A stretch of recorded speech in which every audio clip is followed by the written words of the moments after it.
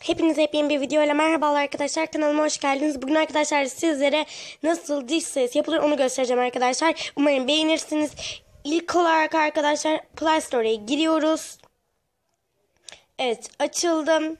Play Store'ya girdikten sonra arkadaşlar hemen video show yazıyoruz arkadaşlar. Zaten direkt çıkıyor. Evet. Hemen arkadaşlar yükleye basıyorsunuz. Fakat bende yüklü olduğu için aç'a basıyorum ben arkadaşlar. Açılıyor. Evet arkadaşlar, reklam çıktı.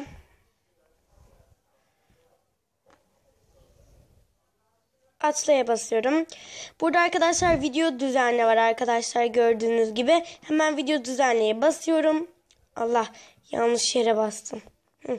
Buradaki video düzenleye basıyoruz.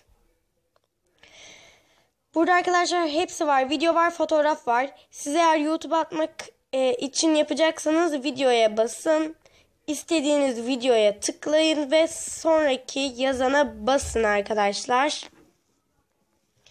Evet, sonraki yazana bastıktan sonra ses var arkadaşlar. Gördüğünüz gibi sese basıyorsunuz. Burada müzik var, çoklu müzik var, ses efekti var ve seslendirme. Buradan hemen seslendirmeye basıyoruz. Evet arkadaşlar, burada bende Mobizen açık olduğu için şu anda ses ekipmanı normal değil. Yani yapamıyorum. Mobizen uygulaması açık olduğu için. Sizde eğer Mobizen uygulaması açık değilse istediğiniz gibi yapabilirsiniz arkadaşlar. Evet arkadaşlar, bu kadar basit, bu kadar kolay. Evet, buradan da tiki basıyorsunuz. İsterseniz galeriye kaydediyorsunuz. İsterseniz de YouTube gibi yerlere atabilirsiniz. Umarım beğenmişsinizdir arkadaşlar. Kanalıma abone olmayı, like atmayı unutmayınız. Sizleri çok seviyorum. Evde kalın, sağlıcakla kalın. Görüşmek üzere.